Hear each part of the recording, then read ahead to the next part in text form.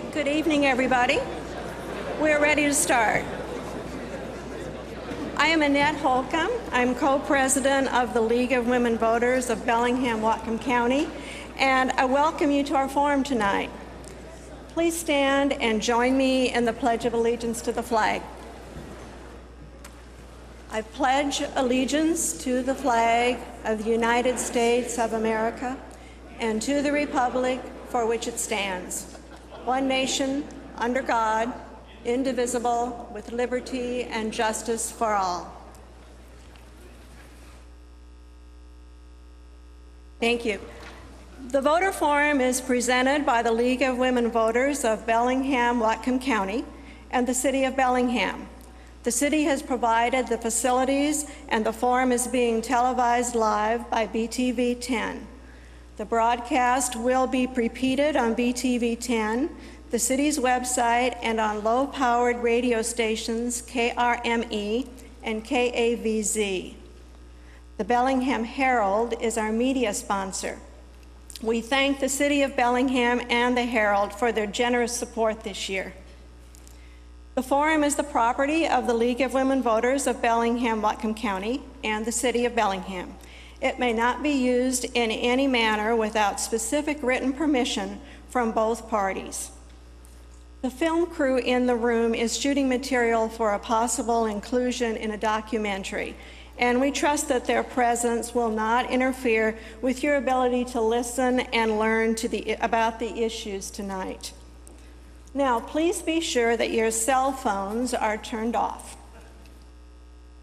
The League of Women Voters is a nonpartisan organization founded in 1920.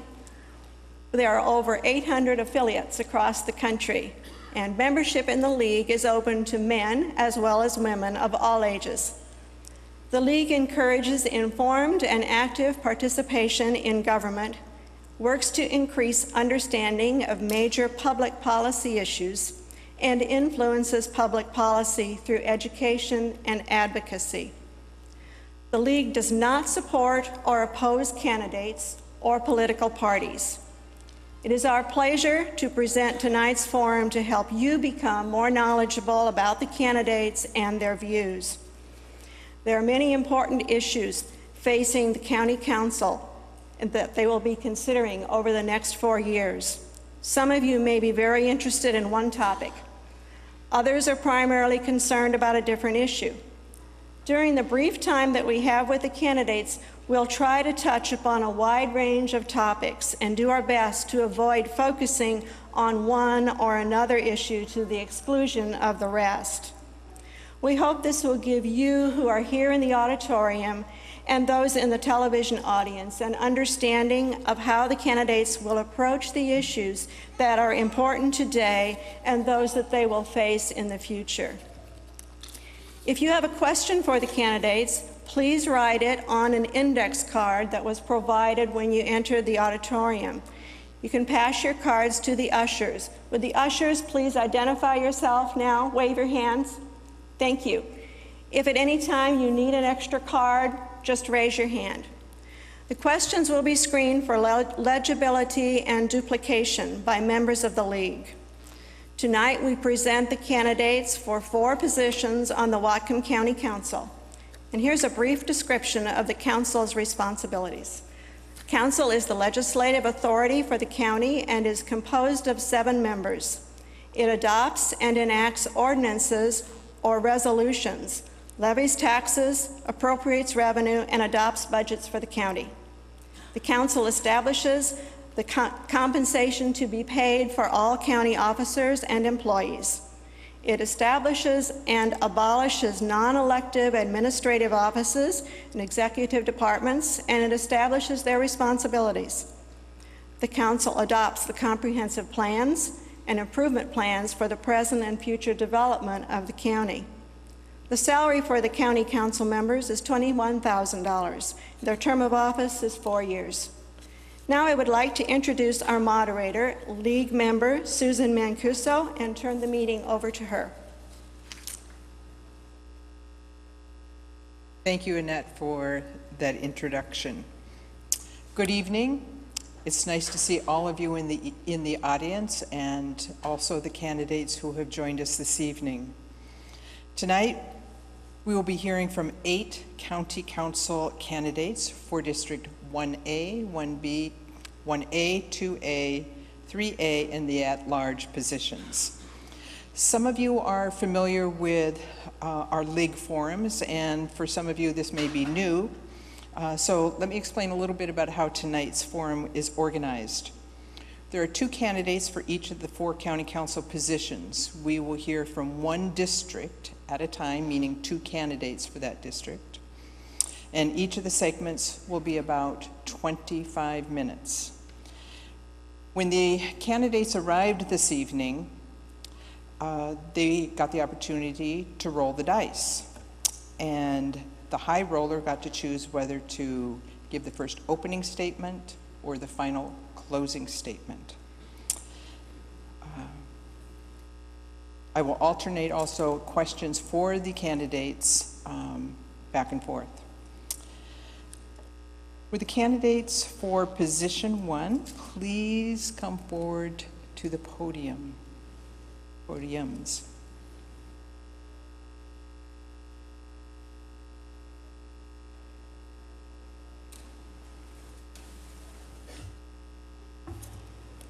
Before we get started, I'd like to be able to share some of the ground rules of our process. We'll be beginning with the opening statement, and each candidate will have 2 minutes for their opening statement. We will then move to asking questions.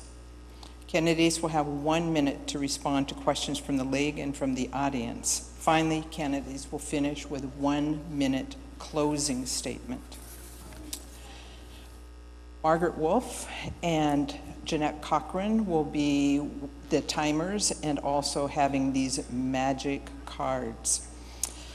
The first card is the yellow sign, and it means 15 seconds left. The red sign signals stop talking. And last but not least, is there a bell this evening? The bell. The bell means that's it, I'm moving on. So you don't really want to get the bell. In terms of questions, the members of the League of Women Voters Foreign Committee has written some of the questions, and we are very eager to have the audience writing questions. I want to reinforce that members of the audience are a big part of this forum. And as Annette had said, write questions legibly, just 1 question per card, and you can note on the card, please, if there's a particular pair of candidates, a particular position that you want the question directed to. We also have 2 league members, Kay Ingram and Joe Collins, who will be screening the questions to make sure they're appropriate, legible, and not duplicating. Also, the last ground rule is please no clapping, applause, or comments during the forum unless you're invited for the to applause at the very end of each round. So with the rules and the organization covered, let's go ahead and get started. It's my privilege to introduce Kathy Kirshner and Barry Buchanan. And the roll of the dice,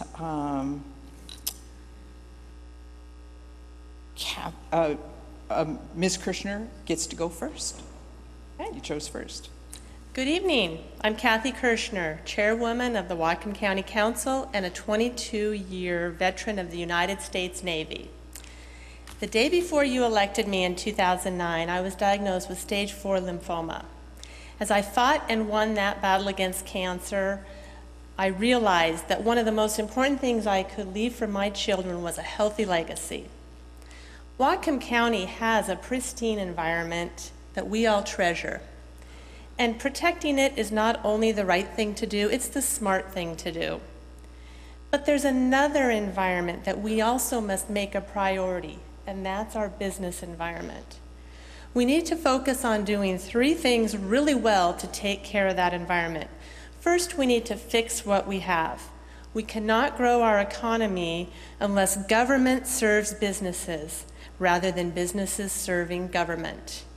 Businesses need to know that when they invest, that will not be wasted in Whatcom County when they want to grow or expand.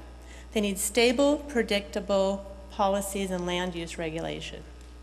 Second, during these next 4 years as your councilwoman, I will make sure that Whatcom County is a place that starting a new business is the thrill of a lifetime. I want to put the welcome sign out for businesses and entrepreneurs, and I want to say, how can we help you? Not, what do we do to stop you? Finally, we educate the best and the brightest in our colleges and universities, and we should make sure that they stay here after graduation. They're the ones who are going to develop our next Boeing, Google, Microsoft, and Amazon.com, and I want them to do so right here in Whatcom County because they will help produce family wage jobs. As your councilwoman for the next 4 years, we will do this. We will not miss any opportunities. We will get to work and we will get the job done. Thank you. Thank you. Mr. Buchanan. Good evening. My name is Barry Buchanan. I'm running for the Whatcom County Council, District 1. And first of all, I'd like to thank the League and the Bellingham Herald for sponsoring this event and for the City of Bellingham for hosting us. I'm a fourth-generation Whatcom County native. My family settled here over 100 years ago, and when they arrived here, what they said was, this looks like home, because it reminded them of their home back in Norway. They worked hard to raise a family. They had the kind of values that they needed to work hard, to farm, to fish, to take advantage of the great natural resources that we have here in Whatcom County. And I've carried those values with me all my life. While I was serving in the United States Navy, while I was working for Lockheed on big projects like the Hubble telescope, the space shuttle, and the Trident submarine program. I also carried those values with me when I started my own business here in Whatcom County and serving 4 years on the Bellingham City Council. And I want to bring those values and my life experience to the Whatcom County Council to create jobs, to protect our environment, to protect our drinking water, and to protect farmland. It's important that we have an agriculture that's healthy here in Whatcom County. And I want to keep Whatcom County the best place to call home there is, just as my forefathers did when they arrived here 100 years ago. Again, I'm Barry Buchanan, running for Whatcom County Council, District 1, and I hope to get your support. Thank you. Thank you for your opening statements. We're ready to begin with the first question, and this is a two-part question. I just like to foreshadow that so you can have your listening open. If you need me to repeat, I'm glad to do that. We'll start with Mr. Buchanan. What are the factors in priority order that you believe are the most important in reaching a decision on any land use or planning issue? Where does the Growth Management Act fit into those priorities? Okay, I think I can kind of answer that almost together, because I believe the Growth Management Act is the tool that we need here in Whatcom County to make sure that we protect our farmland, to make sure that we're putting new growth in urban areas that have services already. It's much more efficient to have everything located centrally where you have services. I think the Growth Management Act is a great tool that's designed to make Washington and Whatcom County the greatest place to live. So I'm very much in favor of getting Whatcom County in compliance with the GMA. We're one of the few counties left not to, so that's the way I feel about that. Mr. Kirshner, the same question.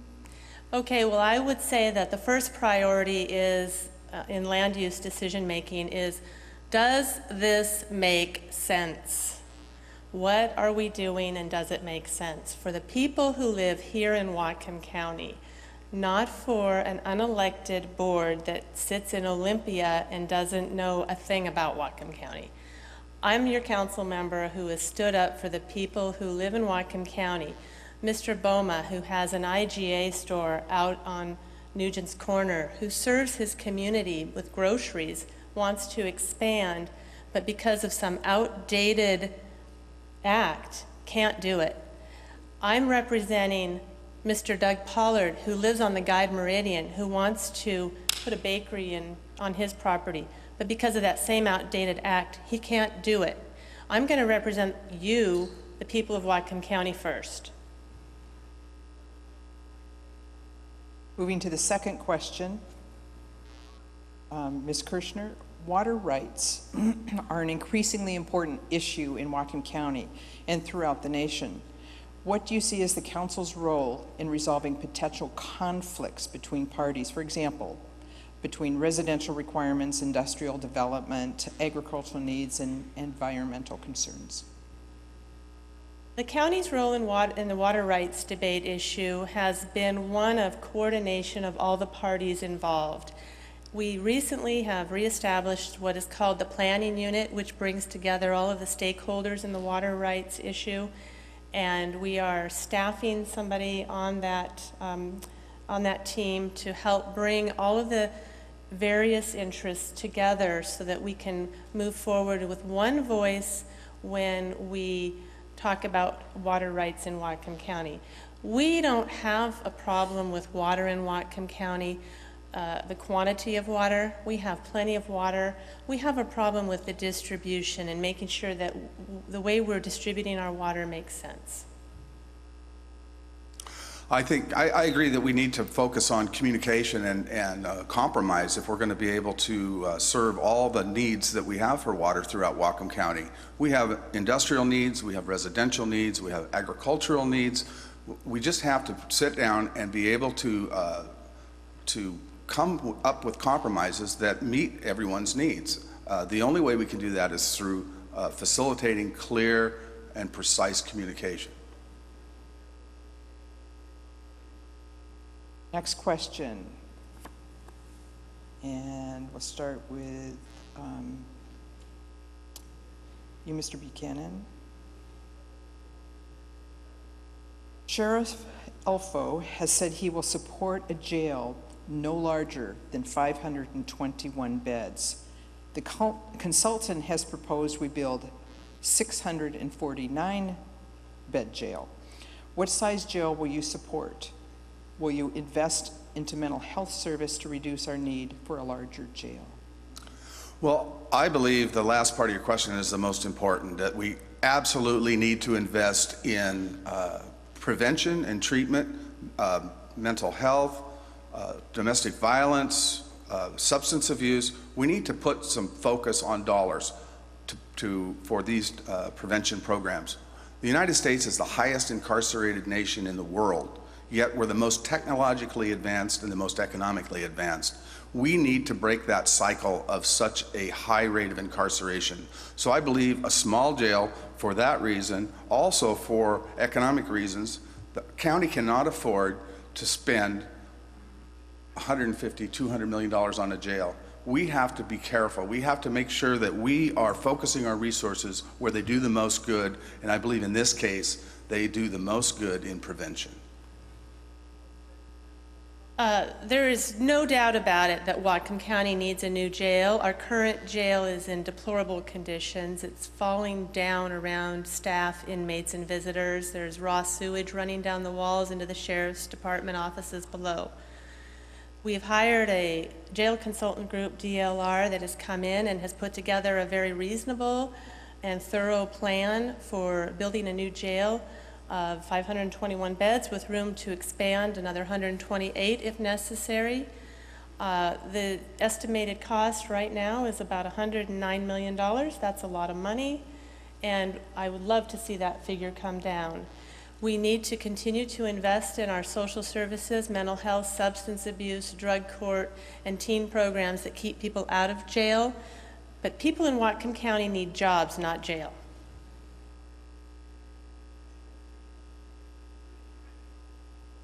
Ms. Kirshner, you'll be starting with the next question.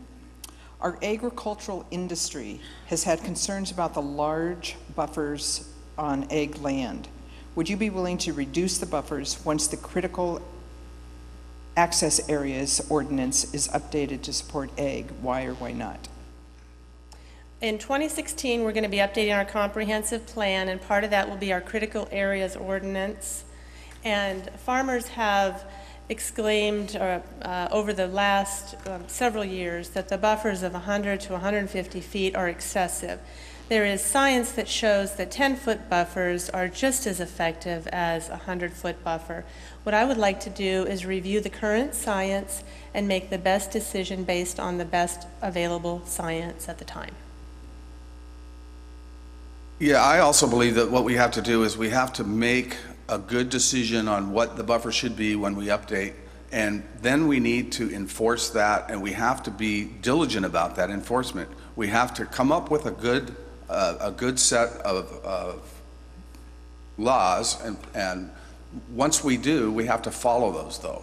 So it's going to take a lot of work to do this. It's going to take a lot of community coordination. We need to hear from the community to be able to come up with a plan that works for everybody and then stick to it and follow it.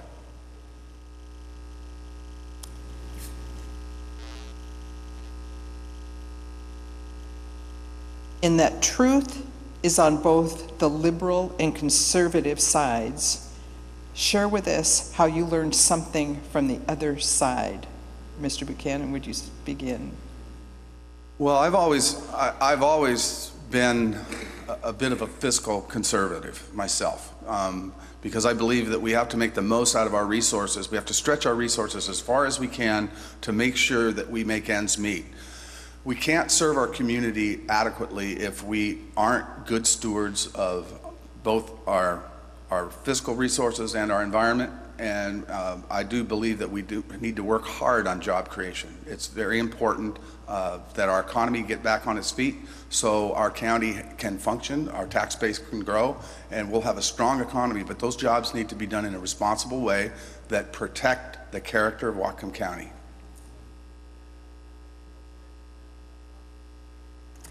I'm Kathy Kirschner, running for Whatcom County Council with the big pink heart on my sign. I've spent 21 years in the social services business, so I know what it means to take care of people in the community that are less fortunate and more vulnerable than we are. I have a different approach, though, because instead of stretching the limited dollars, what I want to do is make more dollars, and you make more dollars when you grow your economy. You make more dollars in the public funds when people are working and paying taxes and buying homes and buying education for their kids, and we're growing and thriving. When we're stagnant, that's when we have the problem with the shrinking dollars. Thank you. The next question, Ms. Kirschner, you'll begin with. If elected, what factors would you take into consideration when you deliberate the permitting of the Gateway Pacific Terminal? The factors that I will take into consideration are outlined right in Whatcom County Code. There are 7 benchmarks that the applicant needs to meet, and the applicant is currently going through that process. We call it the permitting process.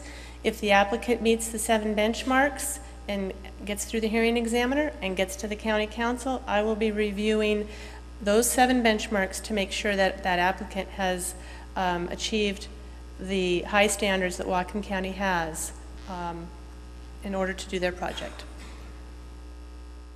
I do think it's important to follow those benchmarks that we have in Whatcom County Code, but I also think it's important that that we look at the scope that's been established by the scoping for the EIS, and that scoping includes looking at things in a global manner, in a regional manner, and in an economic viability manner. So those are the kinds of things I'm going to be looking at when this process starts and we start reviewing the EIS. There's a follow-up question from another person in the audience. What makes you qualified to make this decision about the Cherry Point Terminal? Cannon? Well, I think, my experience on this Bellingham City Council, number one, I've been in the situation where I've operated in a quasi-judicial body, so I understand that. I understand the responsibility and the role. I think my experience in manufacturing technology is important. That's what I do. Part of my small business is training people in process control, electronic process control. So I think I have a really good understanding of how facilities work, how they sometimes don't work. So I think those two things are strong points that I bring.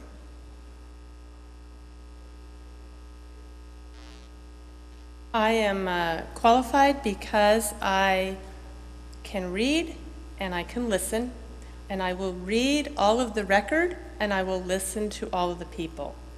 I served 22 years in the United States Navy. I retired as a naval officer.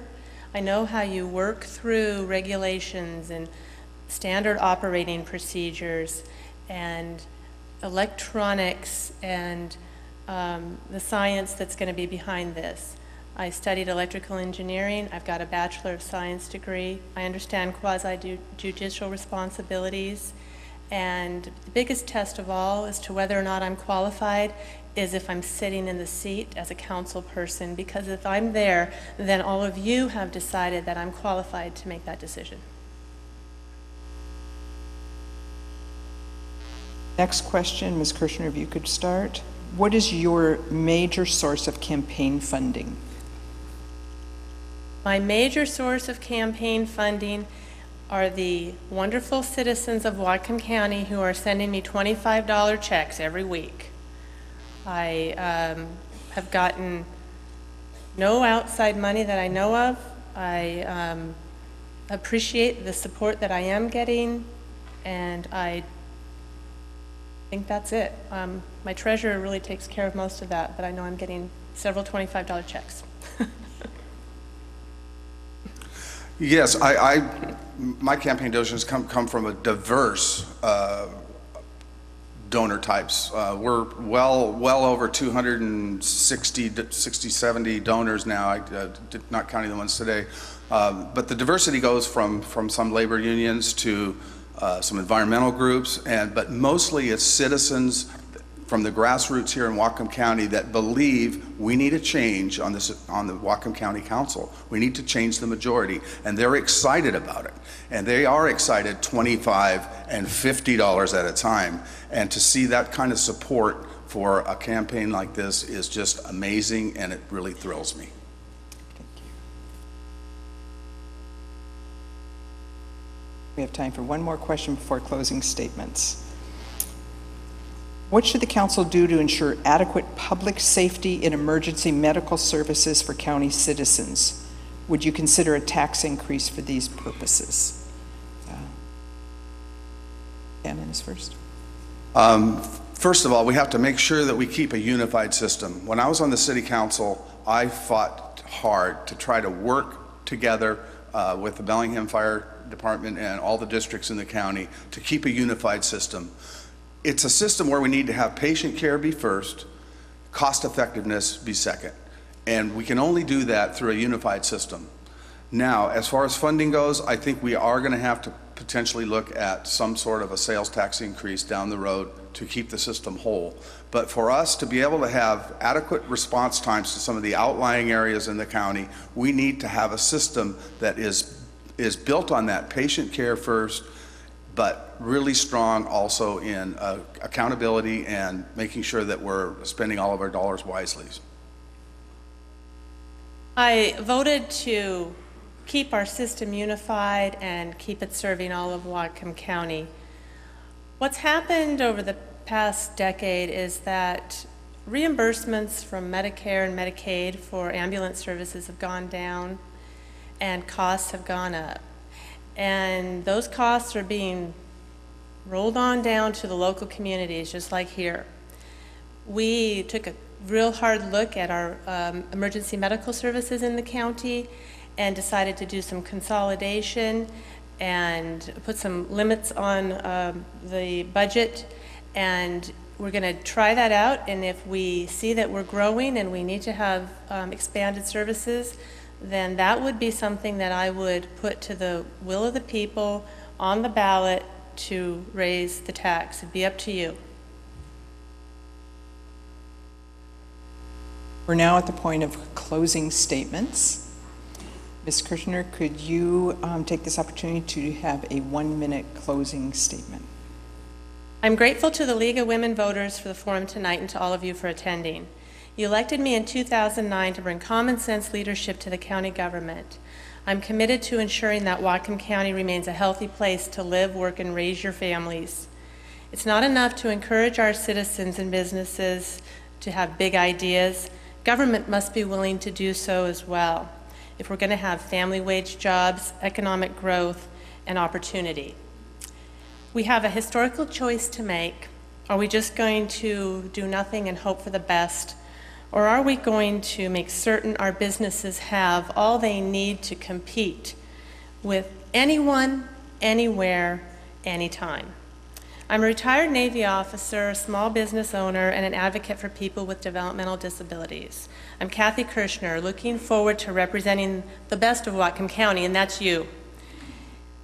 I appreciate your support tonight, and I'd appreciate your support on November 5th. If you want more information, www.votekathykirshner.com. Well, thank you everybody for coming out, and thanks to those at home that are watching. Thank you for being engaged in local Whatcom County politics. You know, I want to leave this county a legacy like my family found when they got here 100 years ago. It's a great place to live. People come here and they're just amazed. And, you know, it's important that we do the things like create jobs.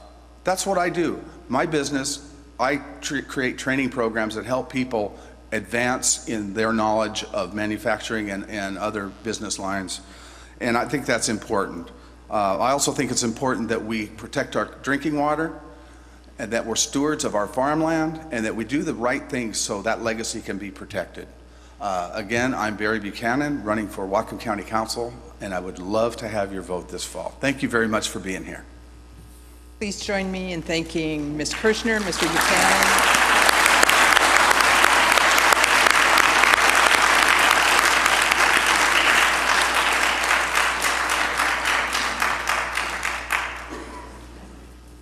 Okay, we're going to proceed now with the next two candidates for District 2.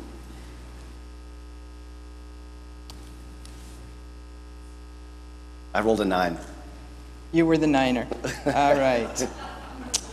I'd like to introduce our two candidates, Mr. Ellenboss and Mr. Mann.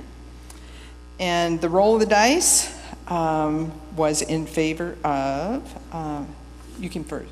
Who had the high? You had number 9. 9, yeah. You got a 4. I got a 9. Okay. Remember that. And I would, same as before, each candidate gets 2 minutes for an opening statement. Offer to, yeah, you rolled high number. I did. Do I get a choice, or does that just mean I go first? Yes, you get to go. I was trying to remember in my notes whether you chose to go first. I wanted to go second at the closing. Okay, then we begin with Mr. Ellenboss. That's how. Okay. Thank you for coming. I'm Ben Ellenboss. I'm running for Whatcom County Council because I recognized a need on the council that is not being met.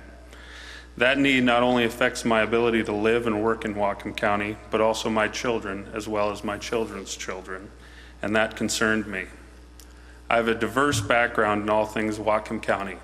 I'm a 5th-generation Whatcom County resident. I own and operate Farmer Ben's with my wife. We raise and then direct market pasture-raised beef, pork, and chicken. I studied at Huxley College of the Environment at Western Washington University. I work at BP Cherry Point in the operations department. My primary responsibilities include safety performance, environmental compliance, and production. I am a member of the Whatcom County Planning Commission. I am running because I feel that our agricultural community could use someone on the council that has an intimate understanding of what it takes to produce food on our agricultural resource lands. I get tired of hearing issues come up at all levels that seem to be either-or propositions. For example, we will either have agriculture in the county or we will meet our water quality standards. We will hit our in-stream flow targets or we will have rural living. We will either have thriving cities or we will have thriving rural areas. It seems ludicrous to me that people actually believe that things like this are mutually exclusive. They don't have to be. We can have both, a balance. I want to bring that balance to the public discussion using my diverse background to fairly represent the diverse population of Whatcom County. For over 110 years, my family has lived and farmed in Whatcom County. I will work on council to ensure that my children and yours have the same opportunity available to them. Buy local, eat local, be local, vote local. Vote Ben Ellenboss for County Council. Thank you. Hi, my name is Ken Mann, and I am your elected Whatcom County Council member. I've been serving in that capacity for 4 years, and it is a great privilege to do that work. And I'm running for re-election because I do enjoy serving on the council, despite some of the challenges and frustrations. Whatcom County is my home. I love it here. I'm raising my children here, my business is here, and I care deeply about our future. I'm an engineer by training, a civil engineer. I have a background in finance, and now I own a small business with my wife. We restore old commercial and residential buildings and fix them back up and bring them back to life. I have 2 amazing children, a 3-year-old and a 1-year-old, so it's pretty hectic over at my house most nights. I've been endorsed by Washington conservation voters, Whatcom Democrats, Planned Parenthood, the Bellingham firefighters, the Northwest Labor Council, and many of the folks here tonight in this room. In the past 4 years, I have vigorously defended the Women, Infants, and Children program, the WIC program, and I am very proud that that program is still here and still thriving in Whatcom County. I've advocated for alternative energy, the food bank, domestic violence and sexual assault services, the Humane Society, Sustainable Connections, and the food bank. Of course, I got to cast a vote for the historic Lake Whatcom Forest Preserve reconveyance, and that was an honor. The biggest challenge we face right now, I believe, is economic development and jobs, and of course we are somewhat subject to the whims of the global economy, but we really need a better job growth than we have right now.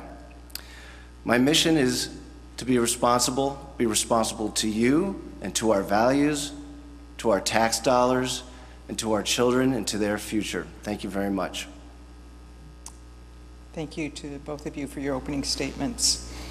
And we will begin the questions. And just want to remind the audience, keep those questions coming because we want to mix it up with lots of questions. We'll be starting with you, Mr. Mann. How do you feel about the effect of the Growth Management Act on property owners in rural Whatcom County? Well, the Growth Management Act has 14 competing goals, and by competing I mean very difficult to apply equally. And we have struggled with land use. When I got into politics and government, I started on the Whatcom County Planning Commission. That's why I got involved, because I cared about land use, I cared about smart growth, I cared about our cities being cities and our rural areas being rural and being stewards of those resource lands. The Growth Management Act itself is a flawed document.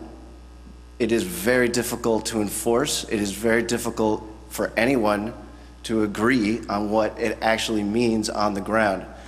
And that's why we have a lot of litigation. We are sued as a county pretty much no matter what we do when we vote on something related to land use.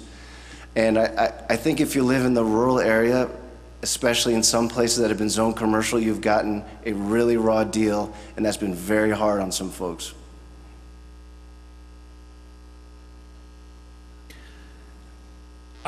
I think the Growth Management Act, if you look at its goals, I think they're fair and noble. I think where the problem arises in the implementation and interpretation of those goals. As long as they're all weighted equally, it could be a good document. However, hearings board recommendations oftentimes aren't fair and balanced. They often lack the distinction between ag land and rural land, They often are competing in their, when they're asking for, all right, I'll sum it up. I think that a lot of the hearings board decisions are incredibly biased against rural living, and I don't think that anyone should feel guilty about their rural lifestyle. Thank you. The next question, Mr. Illenboss, is if you could start with this one. Since it doesn't appear that Georgia Pacific Paper Mill will be replaced by another industrial company offering family wage jobs, what will you do to make Whatcom County more attractive to companies like BP, Phillips 66, and Intelco?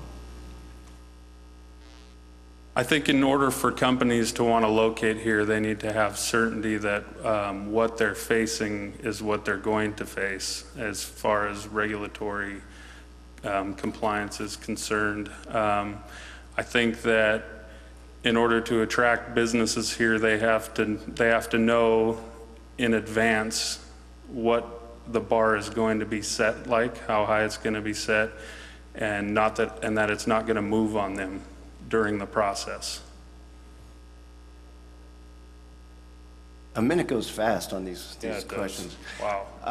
I'm going to tell you a story. There was an applicant who had a great idea for a business. He was an entrepreneur, he was a risk taker, he came to Whatcom County. He really thought he was going to make a go of it, and it was an innovative business, and he was going to provide family wage jobs. Folks in the community heard about it, decided they didn't like what was going to be produced. It was an energy producing product, and they rallied vigorously against it, citing health impacts, and the county passed an emergency ordinance outlawing windmills. That's right, an alternative energy project of windmills came to Whatcom County, and they voted it down as an emergency moratorium. That was one of my greatest disappointments on the county council.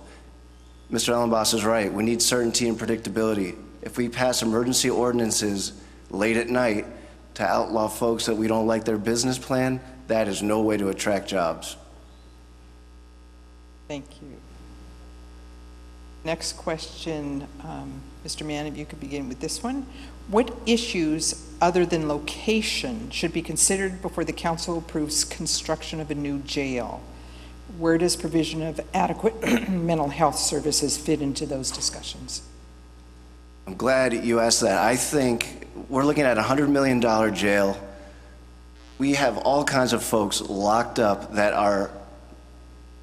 don't belong there. They're not getting better. They're not getting any kind of help that they need so that when they come out, they'll be able to reintegrate into society and be what we would say productive citizens, or at least not law-breaking citizens. Mental health is a huge component of that. It's so complicated what happens when folks go into the jail. First off, if you're on Medicaid, you lose Medicaid. And then after you're released from the jail, it takes something like 6 months to get back on Medicaid. Even aside from all those things, the one thing I really want to leave you with is that we have a mental health court, like we do with drug court, a mental health court where if you have mental illness and if you are causing crimes or having problems or a risk to yourself or somebody else, you can get an alternative sentence, you get diverted out of prison, and you get a network of care around you to support you and make sure you don't relapse. Could you repeat the question? Sure.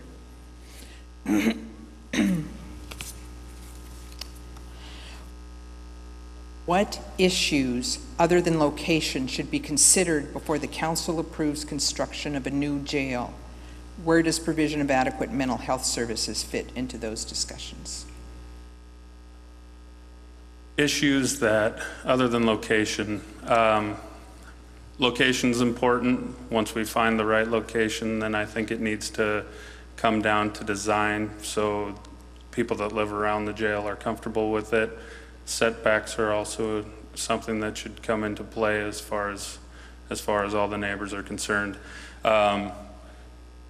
Mental health services, I think Whatcom County is right up there in providing good jail alternatives, but we can always expand on that.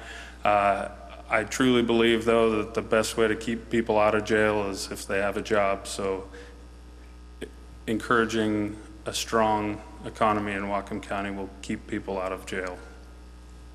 Thank you. There's a related question to that. It's an interesting one, which is, are you prepared to put jail funding measures to a binding public vote?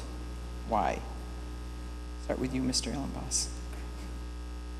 I think we've already voted on that in about 2006, but the tax increase is, we're going to need more. Yeah, we may need more. A bond might be the solution, and of course the taxpayers would decide on that. I have absolutely no hesitation to put it before the people of Whatcom County. And binding, unbinding, yeah, and we're going to have to do that. We're going to need a bond of about $100 million, and it's probably going to take another 0.01 of a sales tax, and that would absolutely go to the people. And then it's up to us as the elected leaders of this county to go out and make the case to all of you as to why you should authorize a tax increase to pay for an essential public facility. That's on us to make the case to you. This is an interesting one. They're all interesting. Well, it's just a little different from the audience. Start with you, Mr. Mann. What question would you most want to have your opponent address? So actually you can ask your opponent. Okay, actually, I'm curious about something. This should be a fairly easy question. I'm not trying to play gotcha. But you said something last night at our forum about how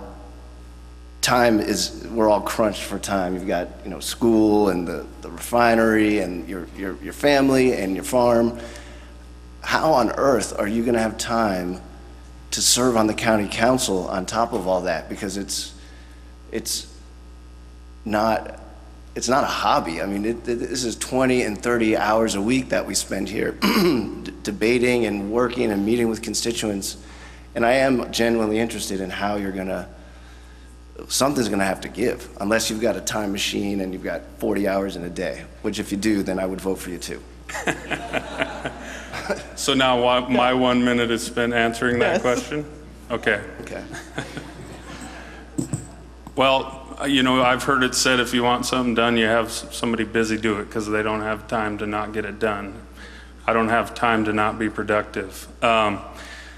Absolutely something we'll have to give in my life. I'm on the planning commission right now, and it meets every 2 weeks, and there's homework that needs to be done for that, and I do it. And I don't see it changing for the county council. I felt so strong. I am busy, and it's not that I need the money, the $21,000, because I have 2 other full-time jobs, but I felt strongly enough that I will make the time to serve the community. Thank you. And you get to think of a question, Mr. Ellenboss, for Mr. Mann. Oh boy.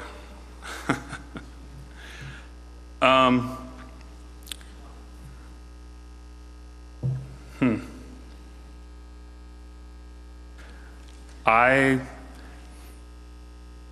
read your article in the Linden Tribune, and as I read it, I thought, boy, that sounds a lot like the way I would answer those questions.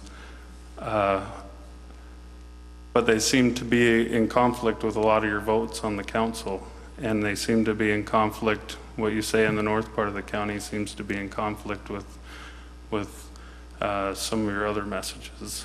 How do you explain that difference? I guess I would need a specific example. Well, you talk about providing, well, are we allowed to go back and forth? Yeah, sure. She's not paying attention. Okay.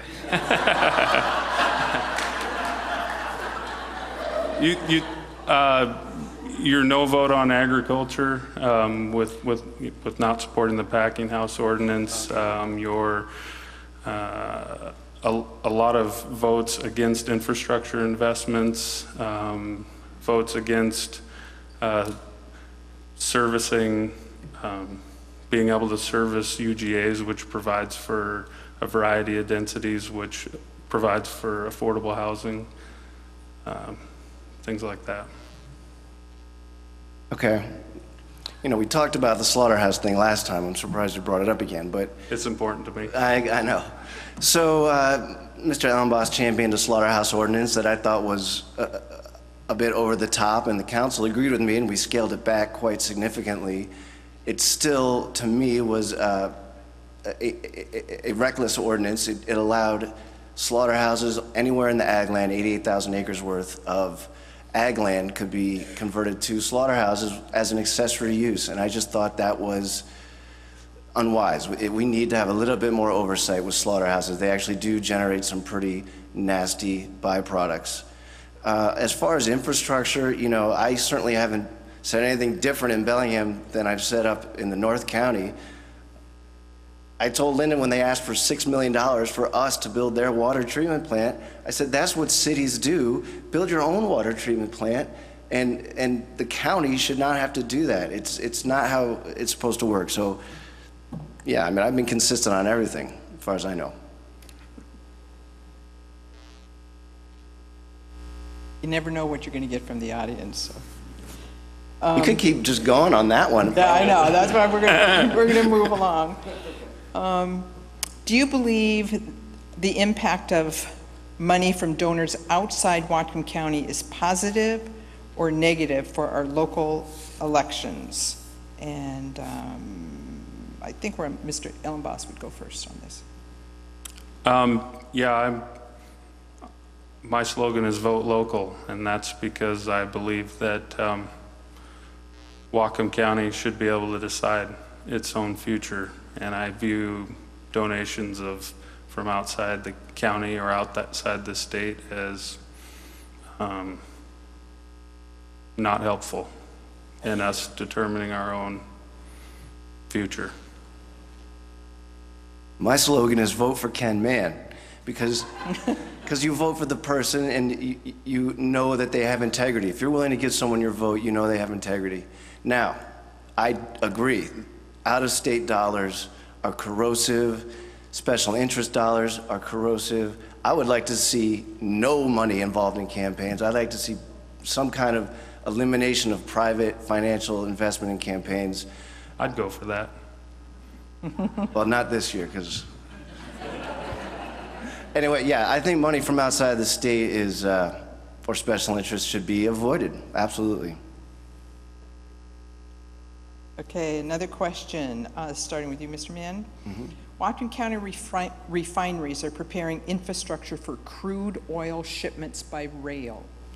What is the county's role in preparing for emergency response in case of derailment, fire, or oil spills? Would you approve a tax increase for this purpose? No. Well, I shouldn't answer that fast. This is the first time I've ever even heard of that issue of a tax increase for emergency response. I think it's great that our industrial neighbors that provide excellent family wage jobs and give back to the community are thriving and feel confident to invest in Whatcom County. I think that's a very good thing. I think the dangers of rail accidents, we've seen them in Quebec and some other places, pose a real threat to our community when we have the train tracks going through our downtown. I have a feeling there's a lot of railroad law and federal law that would come to bear on this issue, but I would not be in favor of taxing the people of Whatcom County to protect ourselves from hazardous materials as they're getting transported through. I think that should be the burden of the transporters. This might be a softball for me, as I've worked at the Cherry Point refinery since 2001, and I've been on the emergency response team there for over a decade. I don't know the official response from the refinery, what that would be, but I know for a fact that at least at the Cherry Point facility, we are every bit prepared for any emergency situation that would happen. It's what we do, it's our license to operate, And I believe that all the county would have to do is make a phone call, and I'm sure the refinery would be there happily taking care of any issue that arose. No, I wouldn't support a tax increase for that because I believe it's already, the refineries are prepared. Okay, the next question, Mr. Ellenboss, you would begin this one. Issues often boil down to private versus public ownership, in that we own nothing, that is, we are temporary caretakers. How do we overcome our fears to make the best decisions for us and the seventh generation?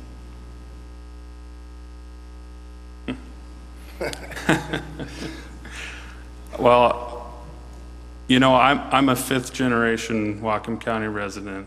I've gone over that. I'm currently farming land that's been in my family since 1901. My children will be sixth generation farmers, I hope. And if my grandfather and great grandfather hadn't done a good job of caring for their land, it wouldn't be there for me to use. And as a farmer, I feel I need to take care of the land because it takes care of me. And I will continue to do that so my children have that available to them. Can you repeat that question? Yeah, it's an interesting one. Issues often boil down to private versus public ownership, and that we own nothing, that is, we are temporary caretakers. How do we overcome our fears to make the best decisions for us and the seventh generation? Overcome our fears? Is that what it said? Okay. That's what it says. Overcome our fears to make the best decisions. I'm very afraid of this answer. So no, I actually I like what Mr. Ellenboss said just about caretaking and stewarding that land that you own and you live on and you farm for the next generation. That's great, and I think we would all agree with that. I think the challenge we face now as a society and as a planet and as a species is there's more of us, we have finite resources, finite space to put stuff, and it's complicated. It's a sophisticated mess that we have out there. And I think we have to be very, very cognizant not only of what happens on our 40 acres, but also what goes off in the stormwater into the creek that goes down the river to our neighbor where they pull their water out of, or what we put on the fields that may drift next door, or what we're burning downtown, make sure it's not causing illnesses. So it's not just your property line, it's what happens outside your property. It's the challenge. Okay, this is the last question. It's probably the toughest one. I wish you well with this question. It was now sent, I am afraid. It was sent by someone who is not of voting age. So, okay, you ready? Mr. Mann, you begin with this one. What's your favorite football team and why? Dun, dun, dun. I can answer that one for Ben and for myself. I grew up a Jets fan. I'm a Jets fan. It's been a long, miserable, torturous, suffering existence as a Jets fan. Oh, you laugh, but it's true. It is true. I would give anything not to be a Jets fan. It's just in my blood. It's the only team that I still, for some reason, have a minor inkling of caring about whether they win or lose a game. So that's it. It just happened that way. But since they're usually out of the playoffs in like the first 3 or 4 weeks, then I become a Seahawks fan after that. I'm a backup Seahawks fan. Unfortunately, my favorite football team is no longer around. VIKS Vikes, WW, go blue. But I have to default to the home team, the Seattle Seahawks. They've been around longer than I have. I've been a fan. In my barn, I have a Save Our Seahawks yard sign that I cherish. And I'm so happy that we're finally competitive. As Russell Wilson says, go Hawks. Thank you for our multi-generational questions that come to us. We're now at the time for closing statements, and Mr. Ellenboss, you'll begin. You have an opportunity for 1 minute in your closing statement. Thank you for having us. I end all my speeches with buy local, eat local, be local, vote local. This is more than just a clever soundbite to me. It is the perspective that I will bring to the County Council. My mother has operated a small fabric store in Linden for almost 30 years. This is because when offered a choice, the community has chosen to buy local. The importance of this commitment has been ingrained in me since I was young. Eat local is important to me for obvious reasons. At Farmer Ben's, our goal is to provide healthy, locally raised meat to families of Whatcom County at a reasonable price. Unfortunately, my ability to do that sometimes gets hindered by a lack of understanding of what it takes to produce food in our ag lands. Be local is in reference to our community's ability to maintain our government free from outside influences, whether that is a 3-member appointed panel in Olympia deciding how and where we will live in Whatcom County, or outside influences in the form of campaign donations from people who have no ties to Whatcom County. Vote local is a vote for me, Ben Ellenboss, the only farmer on the ballot. Thank you. Thank you again to the League and for all of you for being here, participating in democracy. It is great to see a packed house, so I really appreciate that. The next county council will be facing some big decisions. We've talked about them: the jail, water rights, land use conflicts, and the ongoing struggles that we've talked about here already. The coal port, obviously, I can't believe we didn't get a question on that, but that is going to be a huge, huge issue, and we need good, smart people who will understand the issues, take an open mind, and do the best they can. I've been endorsed by folks against the coal terminal and for the coal terminal. This isn't because they're hoping that I vote a particular way, it's because they trust me. They trust my record of responsible environmental protection and listening to everybody and responsible economic development. That is what I bring to the council for the last 4 years, and that's what I'll bring the next 4 years. I'm a family man, I'm a businessman, I'm your councilman, I'm Ken Man. Thank you. Please join me in thanking these candidates and for their interest in serving the community.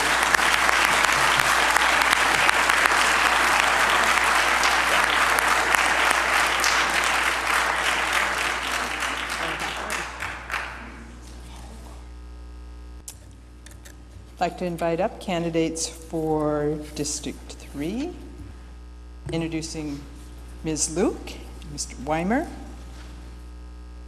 And I think everyone has the routine down pretty well now. And Ms. Luke, you have the opportunity to begin with your 2-minute opening statement. My name is Michelle Luke, and I will be the councilwoman that works for you.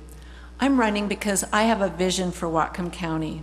As chairwoman of the Whatcom County Planning Commission and a small business owner, I've seen firsthand that our strategy isn't working and producing results. We are zoning people out of business, destroying property values, and discouraging success. I'm here because it's time to change that. I want to make government work better for all of us. 3 main points encouraged my candidacy. First, everybody matters. Government in Whatcom County should be responsive, caring, and helpful. Instead of indicting entrepreneurs with senseless regulations, your local government should minimize red tape and remove the roadblocks to success. Second, we need accountability. I never will forget, as a council, we are spending your money, and we must deliver results. Finally, I want to secure our future. We have a lot going for us in Whatcom County: a beautiful environment, natural resources, a strong sense of community, and industries that are ready to grow. We can make sure Whatcom County says yes to more and better jobs and is a wonderful place to live. I want to make Whatcom County great again. Politicians in Olympia or Washington, D.C. won't do this, but we can make it happen. Our strategy begins with our existing industries and businesses. As they continue to create, invent, and innovate, we must support those efforts because Whatcom County doesn't create jobs, people do. Thank you. Good evening, I'm Carl Weimer and I'm running for re-election to the Whatcom County Council. I'm on my second term now. I've been on for 8 years and would like one more term. I've lived here with my family for 29 years, raised my 2 girls, and my wife live out in rural Whatcom County, east of Ferndale. During that 29 years, I've run 3 businesses here in Whatcom County, and not only did those businesses provide jobs, they went beyond that to provide an added community benefit. The first business I ran was out in Ferndale, where it was a manufacturing business with about 26 employees.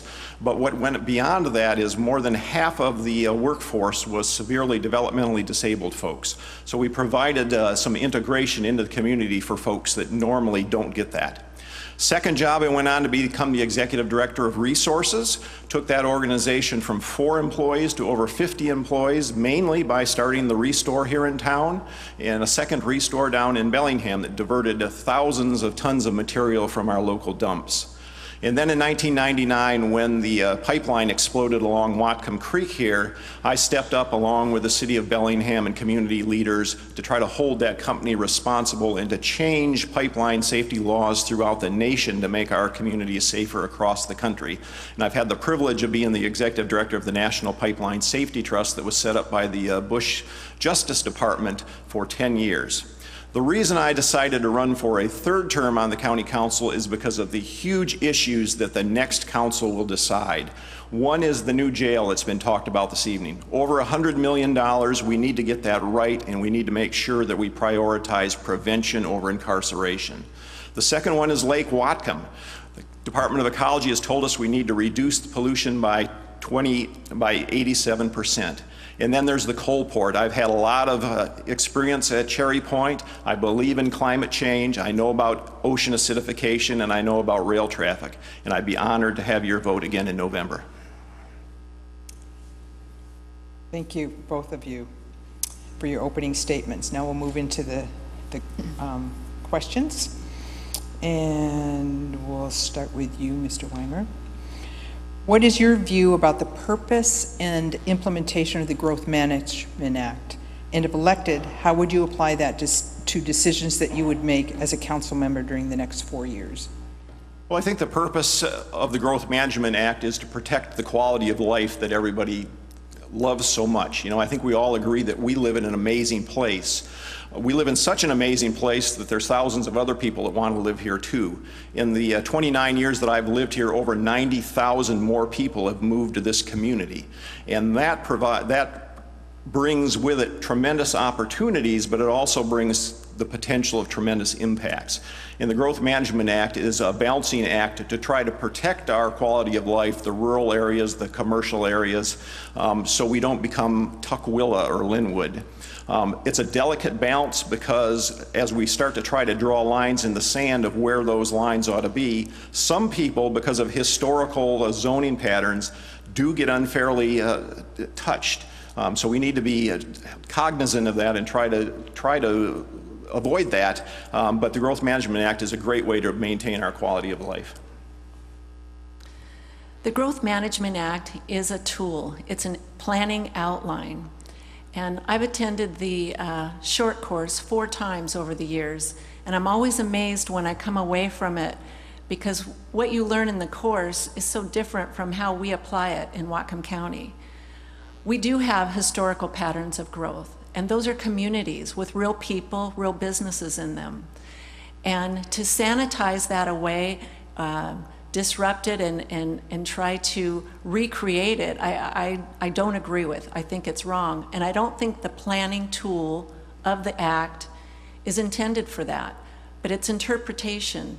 And at times the interpretation goes out of our local county and does a lot of damage.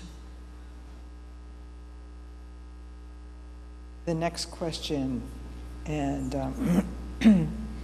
Ms. Luke, you begin with this one, if elected, what factors would you take into consideration when you deliberate the permitting of the Gateway Pacific Terminal? Well, that's predetermined what the council will be reviewing. It's there'll be a lot of material. A lot of work is being done before it gets to the council. It'll go to the hearings board, I believe, as well before it goes to the council. And I'll review it like any other. It's just because it's bigger doesn't mean it can't be broken down, simplified, and clarified. And the council will make the best decision. You know, the potential Gateway Pacific Terminal is a huge, not only a local issue, a potential regional issue. And I think there's a whole bunch of things that voters really need to ask the question when they're thinking about who they want making that decision.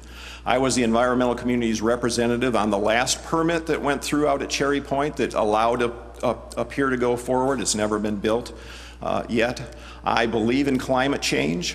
Some people don't. I know a lot about ocean acidification and how burning fossil fuels causes that. Those things need to be taken into consideration. We need to look a lot at the train traffic that's going to come through and how that's going to affect things like emergency response availability to places on the other side of the track.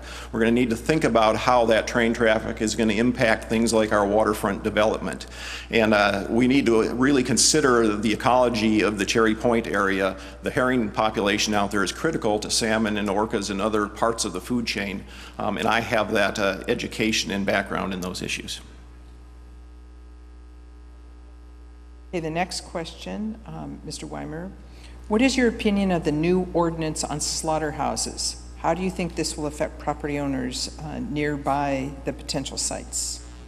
Well, the ordinance that actually passed, I voted against it because I really wanted to incorporate some public outreach in it. The way it passed now, you could put in a slaughterhouse right next to some people and they wouldn't even have a hearing on that. So that's why I voted against it. But in fact, I think the ordinance that passed was pretty close to good. It came from the Planning Commission and it was a mess. And we had to spend almost a year trying to fix what the Planning Commission did. Because they basically said you can build any size slaughterhouse wherever you want in the ag lands. If you want to put a 50,000 square foot slaughterhouse right next to a school, you're good to go. And the entire council decided that wasn't appropriate, so we peeled that back significantly to put size limitations, setbacks, and a whole bunch of other restrictions on the proposal that came from the Planning Commission to make it a fairly workable ordinance. You must have read different work than I did, because the Planning Commission used existing code from the berry industry, and it was called a small-scale slaughterhouse, and because we didn't know what size equipment or what kind of equipment would be needed for a facility like that, we used the scale that the berry industry uses, and we incorporated how many workers would be employed as the scale. Ag needs value added to stay in business. The need was presented. We are shipping animals out of the county, so we're shipping those jobs and those dollars out of the county to be processed. Our ordinance was simple, clear, easy to understand, and of course it's the council's privilege to make changes. But it wasn't an ordinance to put slaughterhouses next to schools. Next question, and Ms. Luke, you'd begin this one. What is the biggest threat to Whatcom, to Lake Whatcom?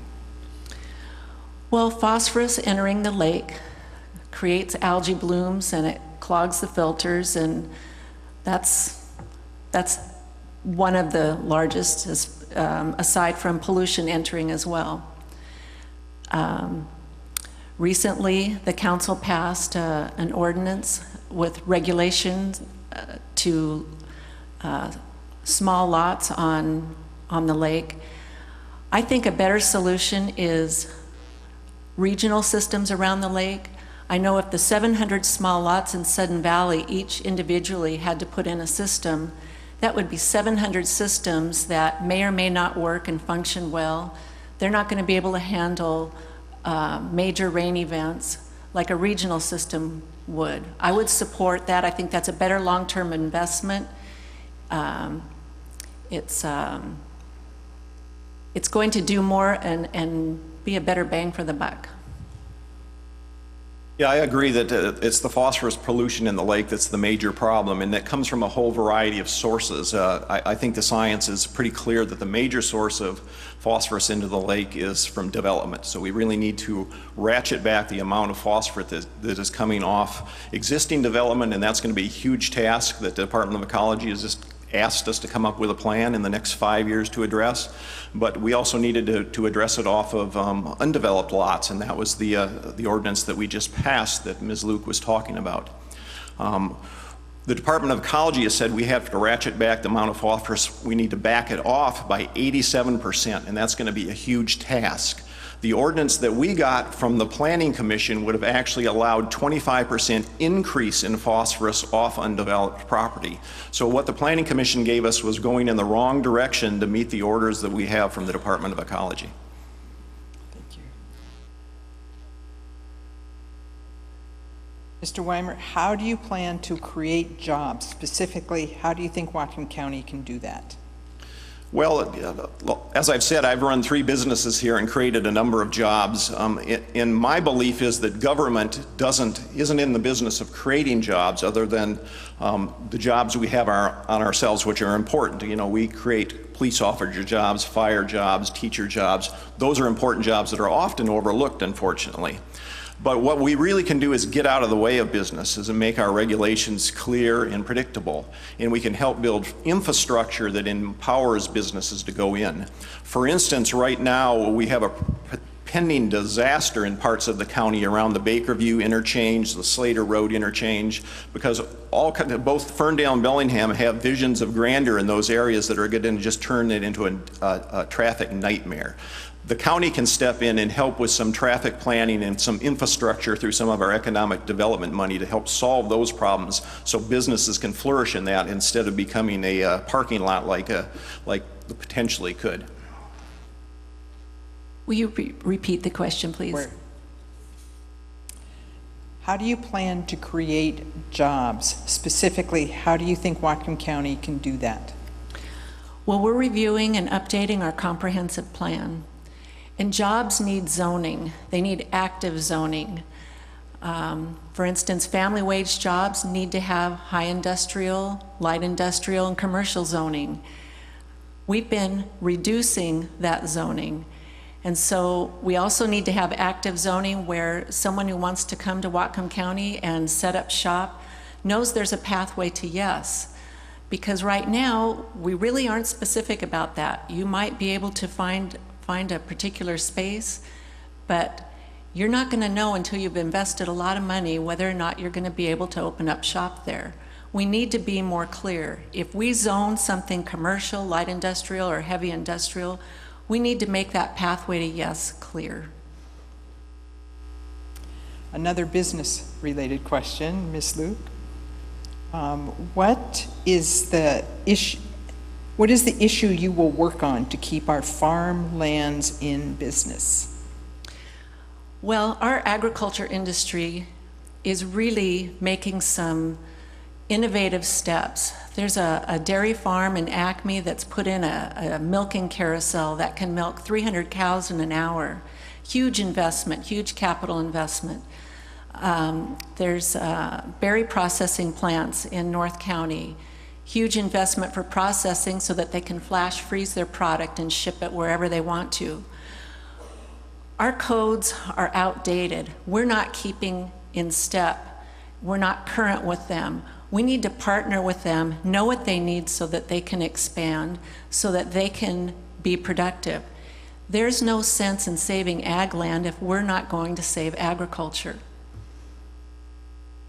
I think there's a whole range of things we need to do to protect farmers and farmland. One is we need to put more policies into place to protect the farmland so it doesn't get converted into other things like housing. I think we all agree on that. We also can provide some important infrastructure to protect ag land, like the flood control stuff we provide in a lot of places, and certainly a certainty in our regulations. But I think the number one issue that has the potential to make ag very difficult in this county is water rights. Most of the farmers in this county right now do not have legal water rights, so we need to solve that water right problem to make sure they have water for their crops and their livestock. Bellingham right now has excess water rights. There's some talk going on about how they share that with communities like Linden or maybe agriculture, and that's what the planning unit that we've just brought back together for watershed planning is going to tackle, those water rights issues to provide some certainties for farmers.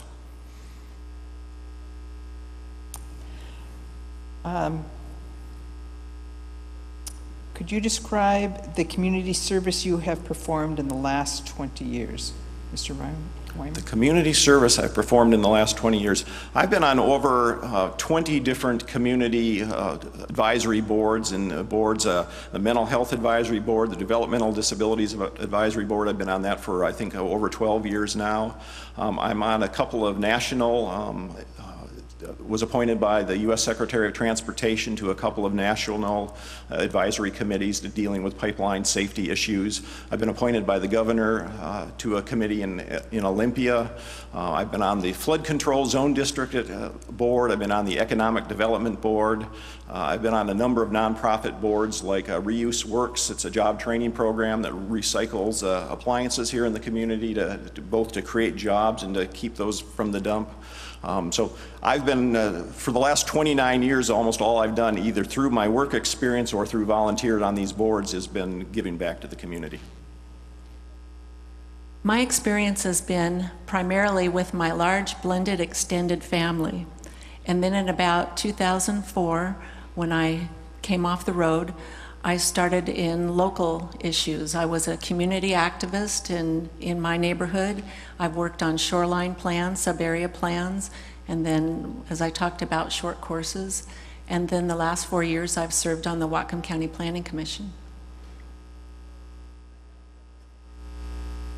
Someone from the audience really liked the question in the last set that we did, where you got to ask the other person a question. So I think we get to do that one again. There was another request for that.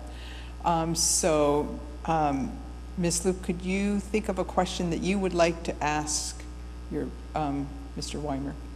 Well, I would like to ask more specifically how you would create jobs or pave the way for jobs in Whatcom County.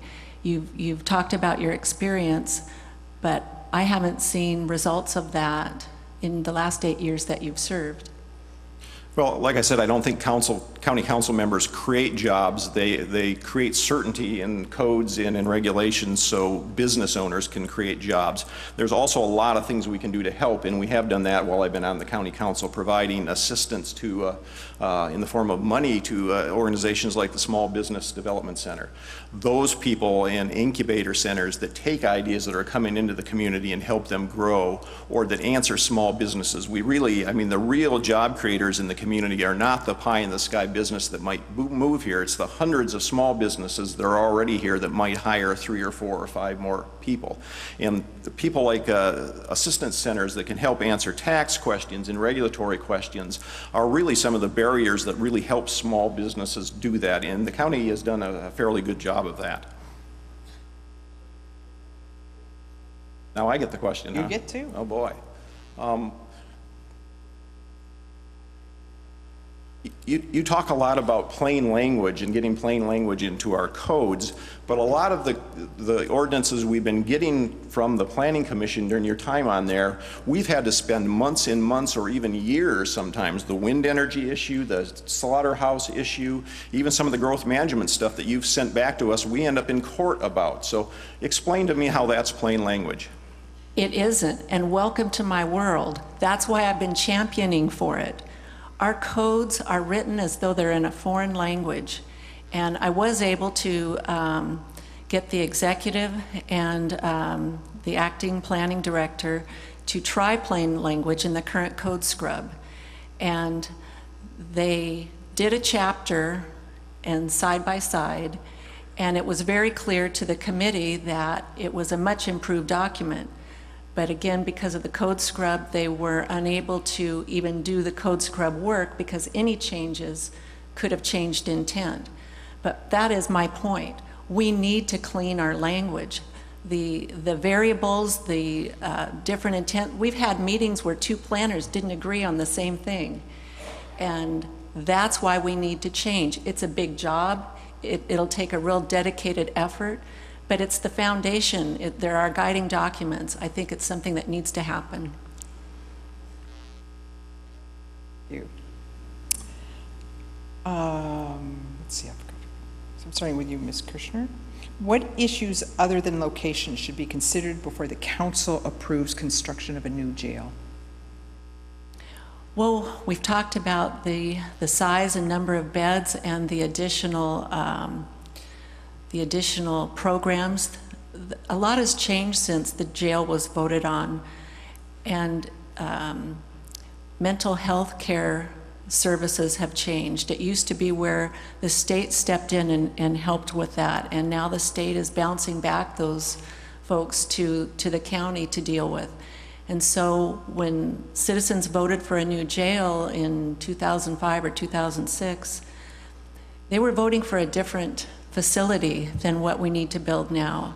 And one of the things that makes this facility wonderful is that it can be added to. It's designed so it can have different functions, and I think that's a real smart design. I think one of the keys as we're looking at the jail beyond location, and the location is somewhat decided, I think, is the size. And there's been a lot of talk about that. We need to make the jail, in my mind, as small as possible to force us to use prevention to keep people out of it. There's a whole range of new prevention programs that we're not doing now, and like I said, we need to really prioritize prevention over incarceration. We need to create things like mental health courts and domestic violence courts. We need to develop our triage center. Right now, if there's someone that gets picked up on the street because they're having a mental health crisis, they automatically end up in jail because there isn't a triage center that they can go to and have professional analysis of whether they really need to be in jail or whether there's an alternative for them. We need to make sure there's housing for people so they don't end up in jail. So a whole lot of prevention things need to be considered before we finalize that final number to make sure that we're not building a jail that's so easy to put people in instead of finding them help. Thank you. We're already at the point of closing statements. Oh, darn. I know. Just go so fast. Ms. Luke, you will get the opportunity for giving the first statement. 1 minute. I want to thank the League of Women Voters for hosting this event. You know where I stand in contrast to my opponent, and I ask for your vote. Local government has a more direct impact on our daily lives than state or federal government. Whatcom County's success is our responsibility. During this campaign, I have heard heartfelt conversations with hundreds of local residents and countless businesses, and have listened to their priorities. You are Whatcom County.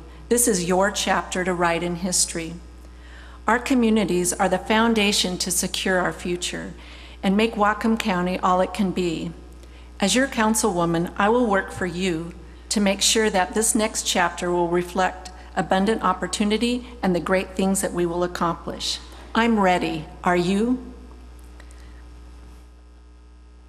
All right, I also would like to thank the League of Women Voters for hosting this along with the Bellingham Herald. It's been a great crowd here this evening, and Lord knows how many people are watching us on TV.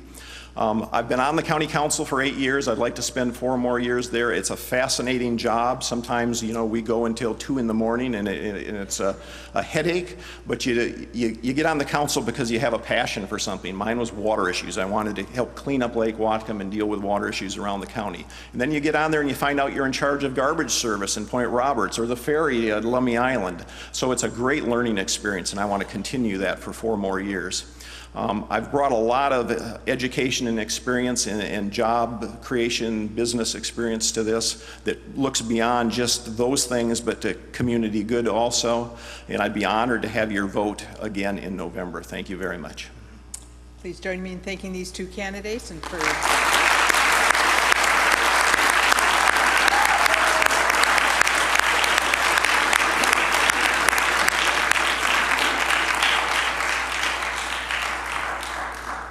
As the next set of candidates are coming up, I want to remind you that the more interesting questions you send up here, the more fun it is, so keep those questions coming.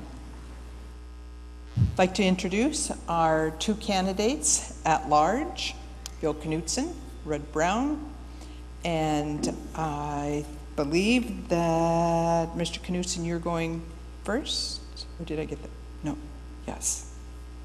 I did all this organizing and I can't remember my notes. Well, I want to thank everybody for coming here, and it looks like we have a great turnout, and I want to thank the League of Women Voters, Bellingham Herald, and the City of Bellingham for putting this on. My name is Bill Knutson. I've been honored to have been your council member for the past 4 years, and I will be honored to do it again over the next 4 years. I'm the fourth generation of my family to call Whatcom County home. I grew up on a dairy farm. I learned to work hard, and that's a habit that has served me well. When I was 25 years old, I made the smartest decision of my life. Married my wonderful wife, Sandy. She's here with me tonight. We built a business together. We built a family together. I've got 3 grown kids that we raised together, and we built a business together.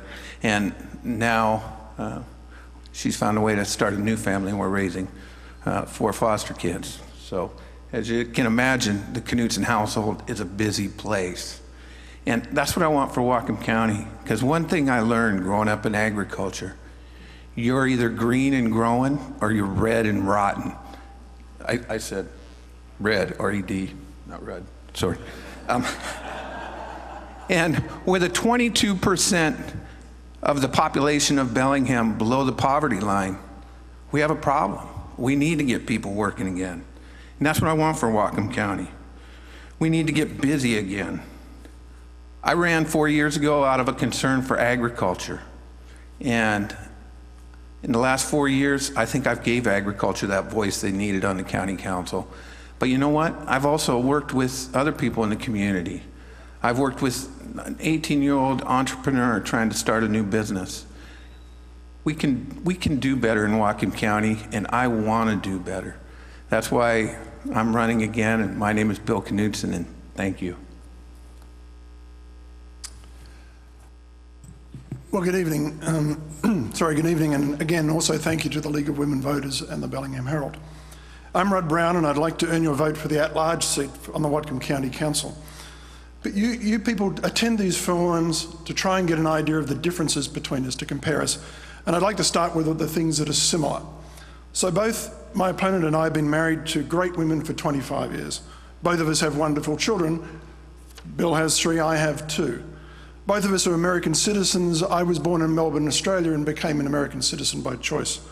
Both of us were forced to leave school early to help out our families, Bill in the case with his mother, and in my case, my father, who died soon after. And both of us are in our 50s. But here the story becomes different, because while both of us started our own business from nothing, I owned a technology recycling business that worked with governments across 5 different countries and created 360 jobs. 140 of those are in the county. I have a strong background and understanding of the Canadian business environment, which is important because Canada has a huge impact on the local economy. In my 20+ years here in Whatcom County, I've made my reputation as being a team player, of being involved in the community, and being a good boss. In 2004, I was named as the Entrepreneur of the Year by Ernst & Young. In 2007 and 2004, I was named as the Business Person of the Year in Whatcom County.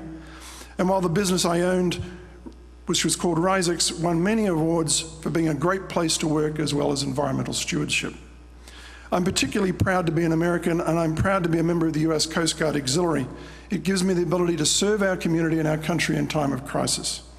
I'm proud to be endorsed by over 350 Democrat, Republican, and independent local leaders, as well as the Bellingham Whatcom County firefighters, local mayors from Bellingham, Blaine, Ferndale, and Democrats like Harriet Spinell and Republicans like Senator Dow Brandlin. I would appreciate your vote, and it's voteruddbrown.com. Thank you. Thank you for your opening statements. We'll now begin with questions. And Mr. Brown, starting with you, what factors What are the factors you believe are the most important in reaching a decision on any land use or planning issue? So the bad news is nobody in this room is going to be around in 100 years, which means our responsibility is to do all our planning for every generation, for ourselves, for our children, and for every generation that follows. So the first question I'd always ask is, what's the best long-term strategy? What is the one that fulfills our obligation, because it's our children who are lending us this natural environment, the same natural environment that was given to us by our parents. So the first question is, the first part of the answer is it's a long-term decision-making process. And the second part of that is you have to make your decisions that do not foster an individual benefiting at the expense of the community or the community benefiting at the expense of an individual. Yeah, for me, the most important thing is to realize that there's a face behind those decisions. I think sometimes we don't take into account that there's faces, there's families behind the things we do as a council member. It's easy to say your property's getting downzoned, or we're taking away your ability to run your business on that piece of property, until you put a face behind it. I fought for those faces for the past 4 years because people matter. What we've done in Whatcom County in the last 4 years borders on criminal. In my neighborhood, you take away something from somebody and give them nothing in return. You tell a property owner that bought a piece of property, has been paying taxes on it, that was zoned commercial, that it's no longer commercial, and give him nothing in return. We call that stealing. And I have fought for that for the past 4 years, and I'll continue to fight for that. We need to realize there's faces behind the things we do. If we want to rezone somebody's property, we need to compensate them in return. There's a lot of interest in the Growth Management Act, so this is a continuation of that. Some believe that the Growth Management Act is outdated. What do you think is outdated, if anything, and what would you suggest needs changing, Mr. Knudsen? Sometimes I think that the Growth Management Act, the problem is people pick and choose which tenets of the Growth Management Act they're going to adhere to. There's 14 criteria there, and there's environmental concerns, there's economic concerns. You need to honor them all equally. You can't just pick and choose what you want. It seems like sometimes we have a political board that's been appointed in Olympia making decisions for Whatcom County contrary to what citizens of Whatcom County want. We need to understand that we need local control over the things we do, and that's why we're appointed here as council members. But we also need to understand the current system we work under has tenets that we have, and we need to honor all of them. And that's what I've tried to do over the last 4 years, and that's what I'll try to do over the next 4 years. So every time this question comes up, what I hear is stories about the focus of litigation for a small number of property owners.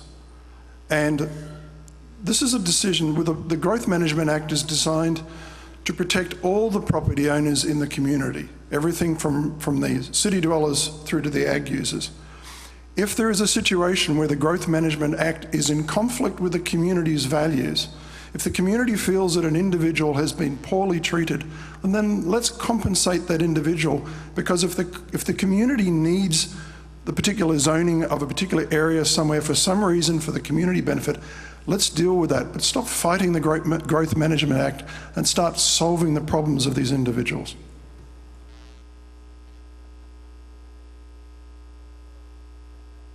Next question. What have you done and what will you do to assist marginalized members of society rise from poverty and become valued members of society? Mr. Brown, if you could start. I think I'd answer the question two ways. In my commercial life, again, I created 360 jobs, and we employed everybody from students of Bellingham Technical College who initially came out of college and would apply for jobs with us, and they wouldn't have the skills we needed. And so we went back to the college and we told the college what we needed. We then provided equipment for them to make sure their students were trained properly, and we provided management time to sit on their committees. On the social side, I've been very heavily involved in my favourite charity, which is Bridget Collins Family Support Centre. I think it's probably one of the most well-run, most effective and most valuable organisations in the community. I've also been involved in the Whatcom Community Foundation, WAHA and several other different boards as well. Yes. 4 years ago when I first got elected, I had a single mother that her husband had just been put in jail.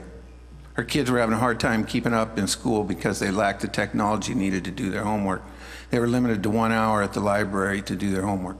Worked with Whatcom County. We took our computers that we were normally paying to recycle, started to restore them and put them in the hands of low-income families and their kids. I worked with Comcast to bring a program into Whatcom County that they had in Pierce County to supply internet to kids on the school lunch program. Understand that the secret to getting people out of poverty is education. And I've worked hard to see that that gets done. I've also worked with Church on the Street to bring backpacks to them and to help serve meals and at some of the other, and it looks like my time is over with. Thank you. Thank you. Starting with you, Mr. Knudsen. What measures do you propose to prevent racial profiling in our law enforcement throughout the county? Some of our community members are afraid to call emergency services due to fear of being racially profiled. Well, in my 4 years on the Whatcom County Council, I would say that our Sheriff's Department is some of the finest individuals that I've met. Those guys go out in circumstances and come on situations that that normal people don't see. They have to deal with a lot of stress. They have to deal with a lot of issues. I think that they do a great job, and I don't know that I have ever experienced any kind of behavior out of our Sheriff's Department that I wouldn't be proud to back. But if there are issues out there, we need to address it. I wish somebody would, if there's evidence out there I haven't seen, please bring it forward. But I just got to commend our Sheriff's Office, our officers, and the Sheriff himself for running a fine facility under difficult circumstances. So I've never personally heard of racial profiling being an issue with the Sheriff's Department, and like Mr. Knudsen, I share his admiration for the Sheriff's Department. What I am aware of is that there's a sort of funny situation in this county in that the Customs and Border Protection provides our 911 services in the North County, and you can have a Customs and Border Protection officer who's involved in the call, and then for, I think it's changed now, but that officer, an officer could be called out to act as an interpreter. The problem with that is that you're then putting the Customs and Border Protection officer in a difficult position. He's both trying to assist law enforcement, say for example, in the case of a domestic violence situation, but he's also got a responsibility under his charter as a CBB officer, and that's a very difficult situation that needs to be addressed. Thank you. How do you view the role of tourism in our local economy, especially the growing area of ecotourism? Mr. Red? Mr. Brown? Well, it's one of the great opportunities. I mean, when I started my business, we reached a point, my wife and I, when we said, where do we want to live? Where do we want to bring up our family? And I ran a business that really could be located anywhere in the world. And we came here for one simple reason. It was the nicest place on the planet we could find. And there's a lot of growth in tourism that's being developed because of that. This is one of the great mountain biking centers of the world. It's one of the great snowboarding capitals of the world. This place is absolutely fantastic from a recreation perspective. And the proof, by the way, is that the recreation industries in this community grew 15% in 2011. Does anybody know any other industry that's done that? And the final proof of that is there's 4 new hotels have gone up this year. 4 new hotels that have been permitted this year. And those people are voting with their dollars because they see the recreational business coming. I think tourism is vital to Whatcom County, but it isn't the only industry we need to concentrate on. We can't sacrifice the thousands of forestry jobs just to promote tourism. In fact, to my knowledge, the #1 mountain biking facility in the county is Galbraith Mountain, which is an actively managed forest. We've got economy out there that we can't afford to sacrifice just to put all our eggs in one basket and say tourism is going to support us. We've got industry out at Cherry Point in BP, ConocoPhillips, and Talco that provide thousands of jobs, living wage jobs, and to say that those industries aren't valuable and they can no longer grow, that's irresponsible. And so at what price are we going to promote tourism?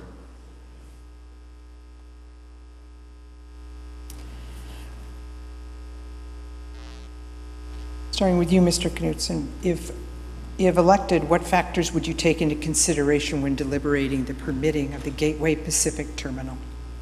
Well, the first factor I would take into consideration is the oath I took 4 years ago, and that's that we'll be ruling as a quasi-judicial body, and as such, we're required to gather the information at that time, make an opinion on the information we're given, and vote accordingly. It seems like some people have already made that opinion, and it's been demonstrated in the flyers that are getting passed out around town. What we have is a responsibility to the citizens of Whatcom County. I take that responsibility seriously. I feel that if this project gets through the EIS, the SEPA, it deserves its day in court just like anybody else in Whatcom County deserves. I don't want to be the judge and the jury. I want to be a Whatcom County council person, and I took an oath for that, and I'm going to continue to do that. So for those of you who are not familiar with the process, there's a section of the county code called 20.88, which is the major projects permit process. The county, or whoever's on the county council, is required by law to ask 7 key questions. It's not 6 questions and it's not 8 questions. Those are the 7 questions that have to be asked. My principal concern in this whole process is that we do not deviate from the law of the county code, because if we do, this decision ceases to be a local decision and it'll end up in a courtroom in Seattle. And so my oath to you is I will do nothing, to the best of my ability, I will do nothing that pushes us into a courtroom in Seattle. My intention is to make sure this is a local decision as much as humanly possible. Mr. Brown, you can start with the next question. How can you, as an elected official, best represent the views of all residents of Whatcom County? That's a great question, I think in part because if you look at the endorsement list on my website, it is a very interesting collection of progressives through to conservatives, from business leaders through to environmentalists. I think one of the key things is the ability to listen to people and the willingness to listen. One of the struggles in this debate has been, in this process, is we've gone through a series of debates and forums like this one. My opponent has cancelled 2 of them. I think one, he quoted his Miranda rights not to incriminate himself. And last night I was at the Point Roberts Forum, 100 people turned up, and I asked the question, and there were 7 candidates, my opponent wasn't there. I asked the question, have you ever seen Mr. Knudsen in Point Roberts? And no one in the room put their hand up. So while my opponent says he listens, unfortunately, that's not what the evidence is. Yes, well, I wasn't the only one that didn't get to some of the debates. The first one that I went to, you were absent. Last night, I had an appointment. Last night, I had an appointment with the ag community trying to work out solutions to some of the issues we have in Whatcom County. And some of the things that we accomplished last night, I thought were, I don't know if they'd agree, but they were groundbreaking, and I'm encouraged by some of the things we have going on in Whatcom County. And what I'm going to do over the next 4 years is continue to listen to all the voices, try to gather the groups together, and try to work in a collaborative fashion to get something done. That's what we did last night.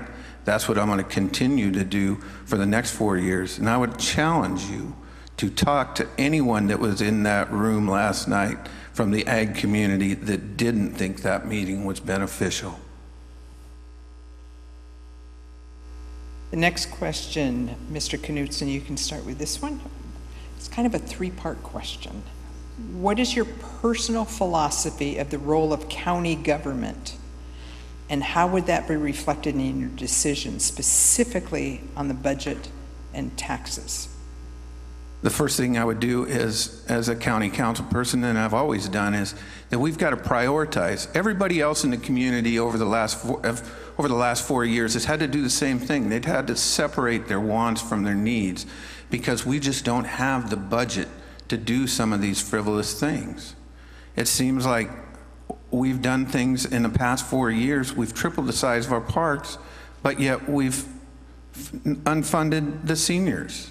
Some of our most vulnerable portions of our society, we've reduced their funding, and yet we've more than tripled the size of our parks department. We need to prioritize the things we do and take into account how they're going to affect people. We have priorities for essential services that we need to be cognizant of, and I've championed that for the past 4 years, working with a sustainable budget, and I'll continue to do that over the next 4 years. So there's two parts to this. I'll deal with the first part is really this. When I ran a business, you focused on what gives you the best return on investment. And the best return on investment for any dollar that the county spends is what is going to translate into the best long-term gain. So the simple example is, when we help kids learn to read, we make them productive and able to enjoy and pursue an education. When we make sure that they've got access to a subsidized breakfast, if they don't get one at home, we make sure they get that so they can actually learn to read. So my first point is I would focus on those priorities. I want to come back to Mr. Knutsen's bringing up the issue of the reconveyance again. The reconveyance costs the county about $350,000. When you take into account internal costs for the dispute on the Growth Management Act and legal fees, we probably exceeded that already. So that's where his priorities are. Thank you. Mr. Brown, you'd begin with this question. What is your view about steps the council's taken to ensure the health and safety of Lake Whatcom as a major drinking water source? And are there additional measures you would recommend?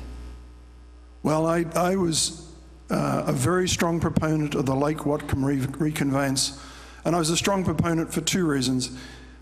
I used to be on the Lake Whatcom Watershed Advisory Board. The job of that board was to determine what pieces of property to buy up in the watershed to help protect it. And when someone comes along and says we can basically buy a third of the watershed for $40 an acre, I thought this is a stunning economic decision from the county's perspective, and so I was a very strong supporter of that. The other side of it is, of course, as a business person, I looked at it and I listened to the recreation industries, because the main mountain biking place in Whatcom County used to be Slide Mountain, that was owned by the Department of Natural Resources, and they shut it down. And so there was no county land available for that sort of recreation. So the use of the Lake Whatcom reconveyance land to support recreation jobs and tourism jobs, which employ about 5,000 people, was a great decision.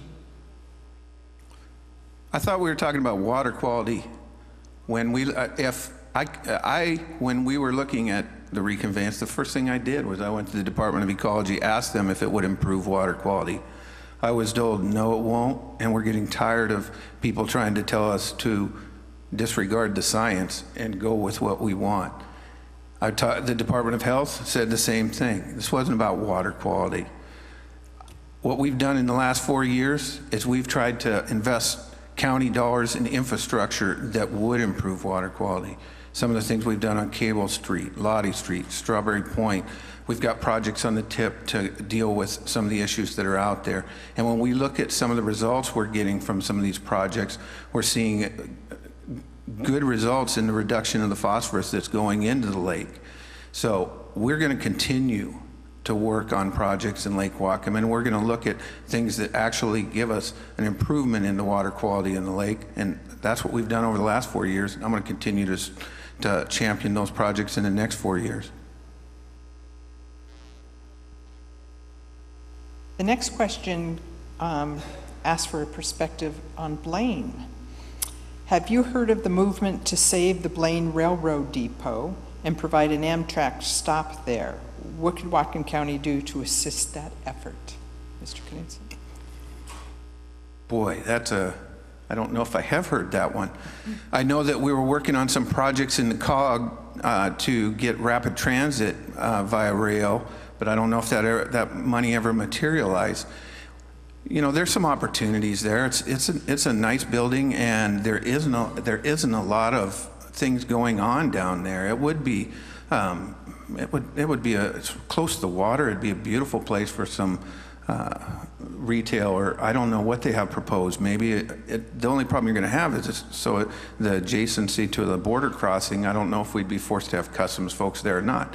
But I'm all for trying to use a building that's sitting vacant right now and get something out of that. I don't know. I just don't. I'd have to sit down with whoever is dealing with this and get the particulars and go from there. But it sounds, on the surface, it sounds like a good project.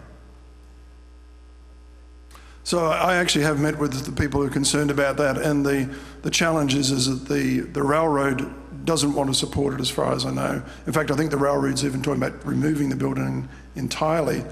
The other challenge is the question of the border controls and the willingness of the Customs and Border Protection to do a customs stop there. At the moment, they'll get on the trains and they'll ride them down and then get off in Bellingham. So I think it's an interesting idea, and I certainly don't want to see us losing historic infrastructure if we can keep it.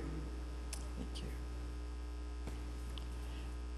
We are actually at the point of closing statements. That went really quickly. Mr.